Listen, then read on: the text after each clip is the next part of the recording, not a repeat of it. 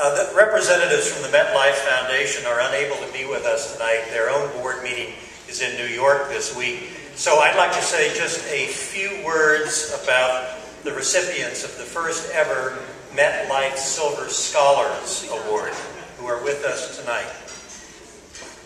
In our experience at the Alliance over the last 2.5 decades, we have encountered two significant points of resistance to the idea that medical knowledge and innovation may someday bend the curve of aging and extend the human health span to our benefit. And one point of resistance is the common belief that you can't do anything about aging. Many believe it's all written in the genes, and that's that. Choose long-lived parents, but beyond that, it's really out of your control. Now, after 25 years, it's very gratifying to see that it's almost become the orthodoxy among leading research scientists and science watchers that most of the chronic diseases that we face indeed can and probably will be modified to our benefit in the future because of what we learn about the common denominator of the aging process that lies behind every one of them, from cancer to congestive heart failure to diabetes, vision loss, Alzheimer's disease.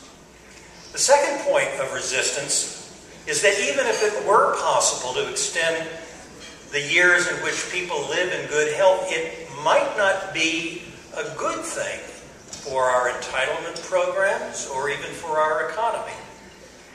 And so it was with a view toward amassing critical amount of serious scholarly research in economics and the social sciences to understand whether or not extending the health span will be a boon for our nation and our world or not.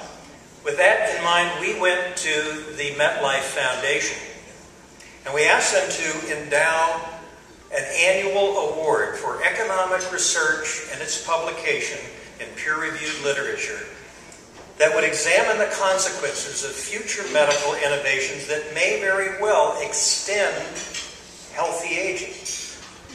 And after a deliberative search among some of the most influential scholars that we could identify, a committee of experts settled on a research review by tonight's recipients of the Metlife Foundation Silver Scholars Award. And so now it's my great pleasure to introduce to you the winners of this award, a shared award by two of some of the most prominent economists that we could find. And so now I'm going to ask Dr. Dana Goldman of the University of Southern California and Dr. David Cutler of the Kennedy School of Government at Harvard University. Their accomplishments and their recognitions are listed in your program. We would be here for a long time tonight if I went into every one of them. I ask you to look at them.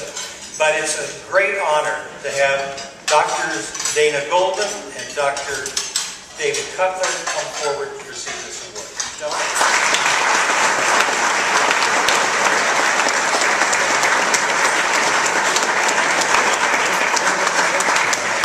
David and I want to express our deep gratitude to the Metlife Foundation as well as the Alliance for honoring us with this Silver Scholar Award.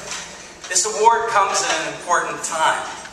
With the fiscal and economic pressures facing our country, we face difficult decisions about how to allocate our resources.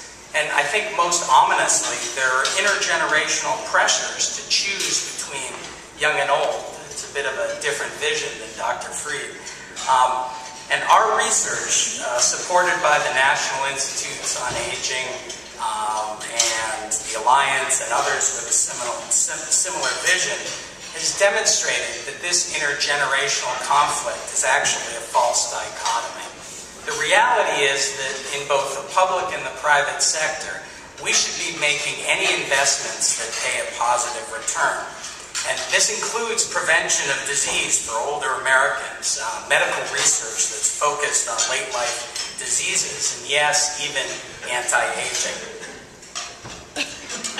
So we need to be thinking about, creatively about our fiscal problems. We don't have enough jobs, and we face this healthcare cost crisis. Why not solve them both simultaneously? Perhaps we should be making large investments in prevention at all ages, not just for the young. Even similarly, maybe we should be hiring unemployed people to take older Americans for walks. So it's our hope that this award will allow us to, will provide a springboard to continue our efforts to solve these problems. Thank you.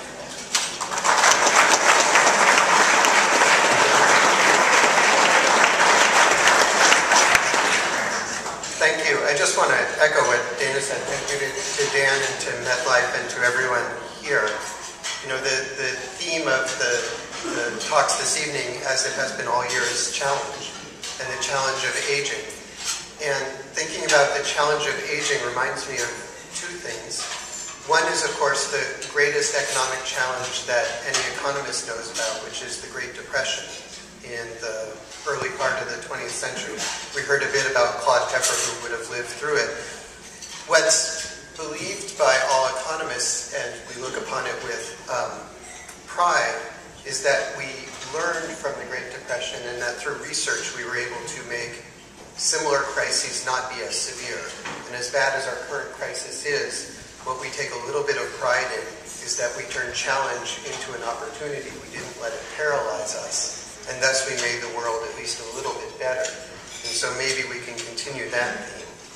That's, of course, an economist's way of putting it. Let me just give you the way that Bernice Johnson Reagan put it, which is that life's challenges are not supposed to paralyze you. They're supposed to help you discover who you are. And so we hope that we'll be able to contribute a little bit towards understanding who we are and what we can do to be a better country. Thank you so much.